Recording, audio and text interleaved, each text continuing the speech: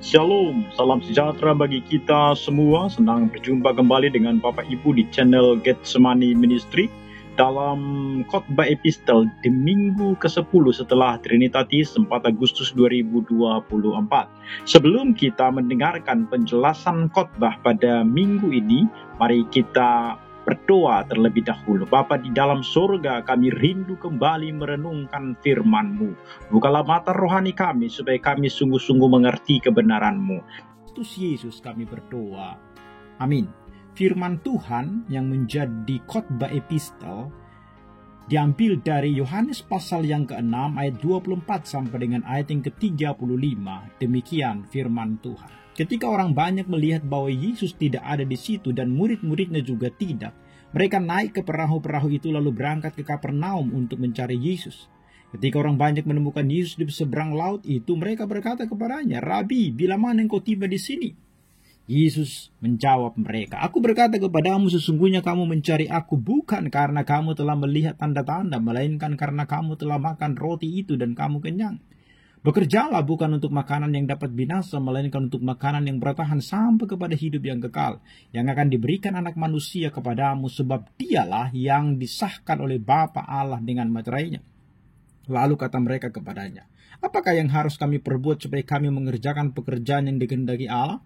Jawab Yesus kepada mereka, "Inilah pekerjaan yang dikehendaki Allah, yaitu hendaklah kamu percaya kepada Dia yang telah diutus Allah." Maka kata mereka kepadanya, "Tanda apakah yang engkau perbuat supaya dapat kami melihatnya dan percaya kepadamu? Pekerjaan apakah yang engkau lakukan? Moyang kami telah makan mana di padang gurun, seperti ada tertulis, mereka diberinya makan roti dari sorga." Maka kata Yesus kepada mereka, "Aku berkata kepadamu, sesungguhnya bukan Musa yang memberikan kamu roti dari sorga, melainkan Bapakku yang memberikan kamu roti yang benar dari sorga. Karena roti yang dari Allah ialah roti yang turun dari sorga dan yang memberi hidup kepada dunia." Maka kata mereka kepadanya, "Tuhan, berikanlah kami roti itu senantiasa." Kata Yesus kepada mereka, "Akulah roti hidup. Barang siapa datang kepadaku, ia tidak akan lapar lagi, dan barang siapa percaya kepadaku, ia tidak akan haus lagi." Demikian firman Tuhan. Bapak Ibu Saudara, di dalam Injil Yohanes kita menemukan 7 kali Yesus mengatakan ego eimi, atau aku adalah, atau akulah. Salah satunya yang Yesus katakan di dalam perikop kita adalah Yesus mengatakan bahwa Dia adalah roti hidup. Bapak Ibu Saudara, bagian khotbah yang kita akan renungkan pada saat ini adalah merupakan lanjutan dari khotbah di Minggu 28 Juli 2024, di mana Yesus memberikan makan 5.000 orang, belum termasuk perempuan dan anak-anak. Dan sebelum perikop khotbah ini juga kita sudah melihat bahwa Yohanes menceritakan ada berbagai macam mujizat yang sudah diperbuat oleh Yesus di hadapan banyak orang. Ada banyak mujizat yang Yesus lakukan dan membuat berita tentang Dia tersebar, dan banyak orang senantiasa mengikut Dia kemanapun Dia pergi. Mereka selalu berusaha untuk mencari Yesus. Peristiwa mujizat itu benar-benar mempengaruhi hati daripada banyak orang, dan itu membuat mereka terus mengikut dan mencari Yesus. Bahkan menurut Yesus, oleh peristiwa mujizat itu ada banyak orang yang hendak memaksa Dia untuk menjadikan Dia sebagai raja, hingga Yesus dengan sengaja menyingkir dan meninggalkan mereka. Kita bisa lihat itu di pasal 6 kitab Yohanes ini ayat yang ke-15. Di dalam teks ini juga Yohanes mengungkapkan bahwa Dia adalah roti hidup. Kenapa roti yang dipakai istilahnya? Karena roti adalah sesuatu yang begitu esensial bagi hidup orang-orang Israel pada waktu itu. Karena roti adalah makanan mereka sehari-hari. Jadi Yesus mengungkapkan identitasnya sebagai roti hidup yang turun dari sorga. Yesus mau mengatakan bahwa Dia adalah Raja atau Allah yang turun ke dalam dunia. Dia bukan hanya sekedar manusia yang mati lalu bangkit dan naik ke sorga. Namun surga adalah tempat asalnya, dan Dia mengungkapkan identitasnya itu setelah Yesus melakukan berbagai macam mujizat. Dan ketika orang banyak mendengarkan pengajaran Yesus, di mana Yesus mengajarkan hal-hal rohani, dan ketika hari mulai malam, maka mereka memerlukan makanan. Nah, dari sinilah kemudian kita melihat apa sebenarnya yang dapat kita gali dari teks ini? Kita melihat satu persatu. Yang pertama adalah motivasi orang-orang mengikuti Yesus. Ayat 24 sampai dengan 26. Orang banyak itu telah menyaksikan, melihat, dan merasakan apa yang dilakukan Yesus. Yesus melakukan banyak mujizat, dia menyembuhkan orang sakit, memberi makan orang banyak, dan kita lihat lewat perbuatan Yesus yang begitu ajaib ini, mereka senantiasa mencari dan mengikuti Yesus. Tetapi yang menjadi tujuan mereka sesungguhnya adalah perbuatan-perbuatan ajaib itu. Dan Yesus paham dengan motivasi mereka sehingga Yesus berkata, "Aku berkata kepadamu, sesungguhnya kamu mencari aku bukan karena kamu telah melihat tanda-tanda, melainkan karena kamu telah makan roti itu dan kamu kenyang." Artinya, mereka mencari Yesus bukan karena ada sebuah pengenalan dan kerinduan yang benar dibebaskan dari dosa-dosa, tetapi mereka datang hanya sekedar ingin melihat tanda-tanda itu saja. Artinya, mereka itu sesungguhnya tidak memiliki pengenalan yang benar akan siapa itu Yesus. Motivasi mereka masih salah dalam mengikuti Yesus. Dan ini menjadi perkara sebenarnya dari zaman dulu sampai dengan sekarang. Hari ini pun banyak orang yang datang kepada Yesus bukan karena mereka merasa bahwa diri berdosa dan membutuhkan juru selamat itu Yesus. Tetapi banyak orang datang kepada Yesus beribadah pada hari Minggu adalah supaya diberkati oleh Tuhan. Supaya usahanya tidak gagal. Supaya dia sembuh dari penyakit dan segala macam motivasi-motivasi orang. Bapak Ibu Saudara, orang-orang ini datang sebenarnya dengan maksud karena mereka sudah dikenyangkan oleh Yesus. Jadi orang yang biasanya orang yang sudah dikenyangkan itu tanpa membeli melakukan apa-apa, mereka itu akan ketagihan untuk datang kembali. Di dalam istilah bahasa Batak tuh ada satu ungkapan mengatakan begini, ida-ida do nabutong, cora-cora namale. Artinya orang yang telah mendapat dan memperoleh sesuatu, dia akan ketagihan dan akan mengulangi terus. Sedangkan orang yang kecewa dan tidak memperoleh sesuatu, maka dia tidak akan datang lagi. Jadi orang banyak dalam perikop ini mereka karena melihat apa yang Yesus lakukan, mereka datang, mereka ingin memperoleh kekenyangan tanpa bekerja, tanpa melakukan apa-apa. Mereka mencari Yesus dan ingin menikmati fasilitas-fasilitas yang Yesus akan berikan bagi mereka. Karena itulah mereka kemudian nanti di ayat yang 15 itu, mereka mencoba membawa Yesus, menjadikan Yesus sebagai raja. Karena kalau ada orang yang bisa melakukan hal yang seperti ini, bukankah hidup mereka akan nyaman? Bukankah mereka tidak perlu melakukan pekerjaan apa-apa? Mereka sudah mendapatkan makanan dengan free, dengan gratis. Mereka tentunya mengingat apa yang dilakukan oleh Musa ketika dia meminta kepada Tuhan. Maka mereka yang ada di padang gurun itu diberikan makan setiap hari oleh Tuhan lewat roti yang turun dari sorga itu. Jadi ini menjadi satu perenungan juga bagi kita.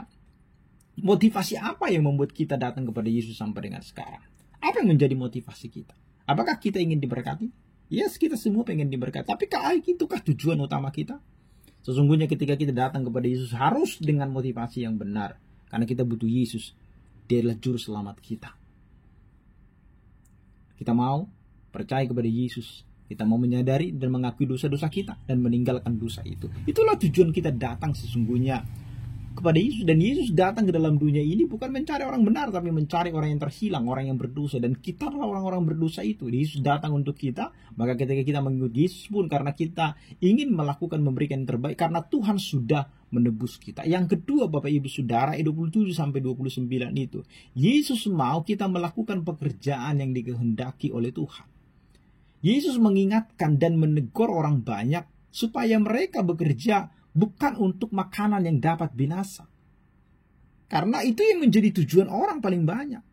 Dan Yesus mengatakan makanan yang bertahan sampai kepada hidup yang kekal yang diberikan Yesus, itulah yang harus kau cari. Karena Yesuslah yang disahkan oleh Bapa dengan meterainya. Yesus mengatakan pekerjaan yang harus dilakukan oleh orang banyak adalah percaya kepada Dia yang telah diutus Allah. Dalam hal ini Yesus meluruskan motivasi mereka di dalam mengikut dan mencari Dia. Dan orang Yahudi memang begitu sulit untuk menerima Yesus sebagai Mesias. Karena apa? Karena Yesus bersama-sama dengan mereka sebelumnya. Bagaimana mungkin manusia biasa bersama-sama kami kenal orang tuanya, bagaimana mungkin dia adalah Mesias? Itu adalah dalam pemikiran mereka. Sehingga kata-kata ini memiliki arti dan makna supaya mereka jangan hanya percaya kepada Yesus sebagai pemberi berkat, pembuat penyembuhan, pembuat mujizat, tetapi lebih penting adalah mereka itu harus menerima dan percaya kepada Yesus sebagai Tuhan dan Juru Selamat. Ini yang perlu untuk dipahami sebenarnya. Makanya Yesus menekankan itu. Jadi lewat ayat ini terlihat bahwa orang-orang itu sesungguhnya tidak tahu dan tidak mengenal akan siapa Yesus, apa yang dikehendaki Tuhan untuk mereka kerjakan. Mereka hanya memikirkan supaya mereka dapat makan. Mereka hanya mengerjakan sesuatu untuk mendapatkan dan memperoleh makanan yang bertahan sampai sementara saja. Tetapi Yesus mengatakan bekerjalah untuk makanan yang tidak dapat binasa.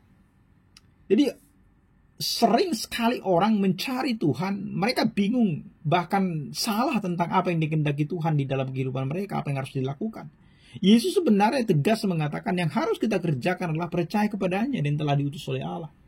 Allah senang bukan hanya karena pekerjaan yang kita lakukan bagi Dia, melainkan karena kita menerima Dia, membuka hati dan pikiran kita supaya Yesus masuk dalam hidup kita, mempercayai Dia, mengikutnya.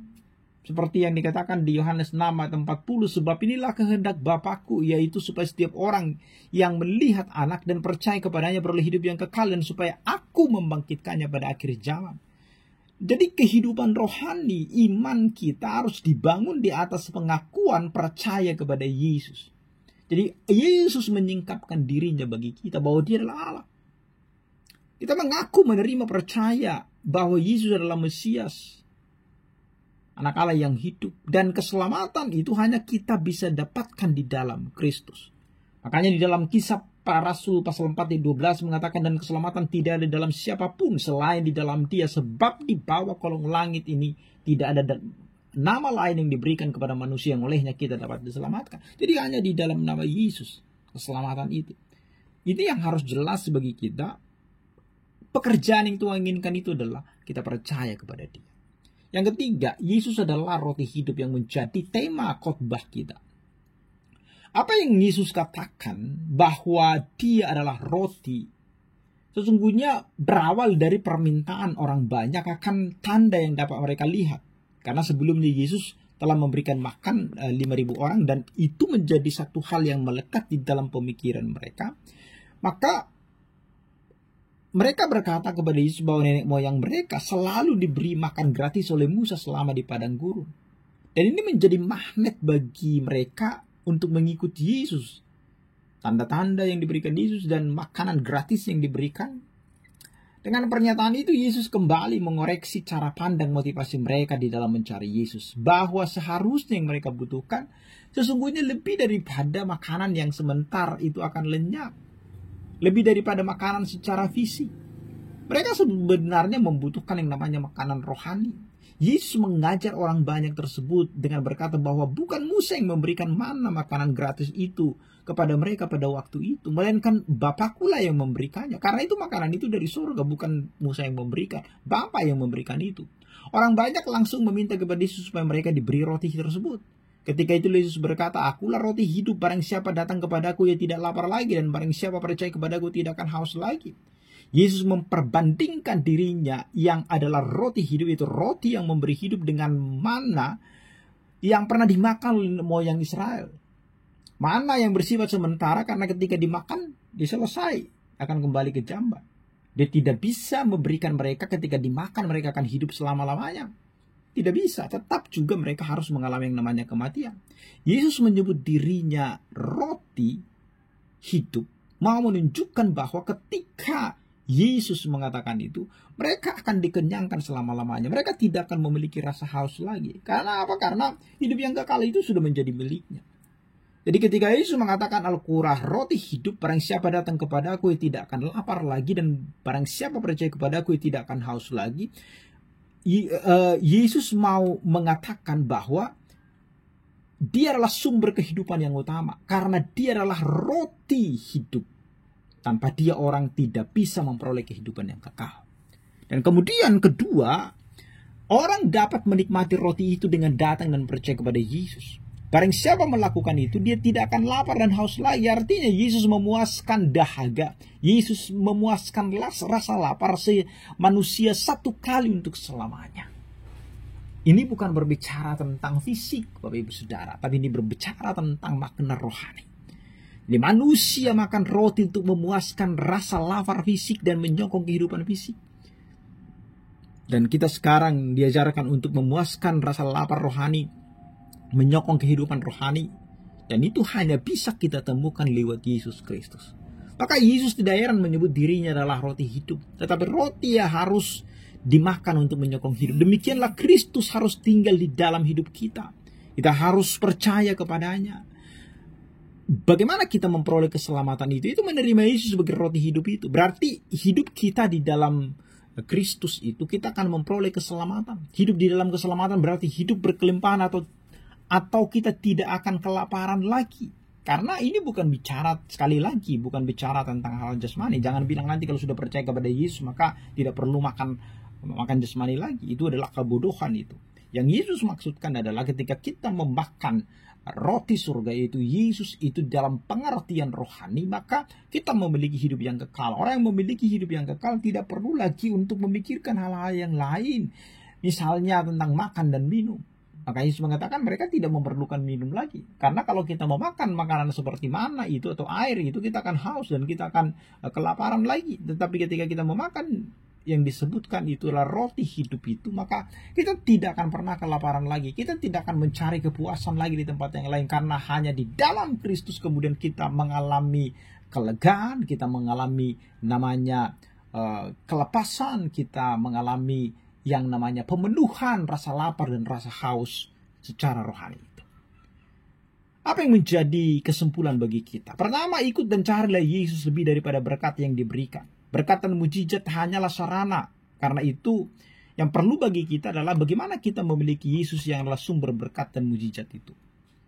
Yang kedua, mengikut dan mencari Yesus karena memahami dan percaya bahwa Yesus berkuasa melakukan tanda dahsyat. Jadi kita memerlukan pengenalan yang benar, bukan hanya sekedar untuk mencari mujizat untuk mendapatkan berkatnya. Yang ketiga, Yesus Tuhan sumber kehidupan jasmani dan kehidupan rohani kita, dan Dialah jawaban dari setiap pergumulan dan persoalan hidup kita. Karena itu mari kita menjadikan Yesus yang utama, yang pertama di dalam kehidupan kita. Ketika Yesus mengatakan Dia adalah roti hidup dan Dia mengundang setiap orang untuk datang percaya kepadanya supaya mereka beroleh hidup yang kekal. Dan Ia mau hari ini juga setiap kita mendengarkan ini yang belum datang kepada Yesus, Yesus berkata, datanglah kepadaku dan aku akan memberikan kelegaan kepadamu. Engkau tidak akan haus lagi, engkau tidak akan kelaparan lagi. Engkau sudah beroleh hidup yang kekal. Yesus harus menjadi tujuan dan motivasi utama kita. Bukan hanya sekedar berkatnya, tetapi lebih daripada itu keselamatan yang kekal. Itulah tujuan kita mencari Yesus, mengagungkan Dia, memuji Dia.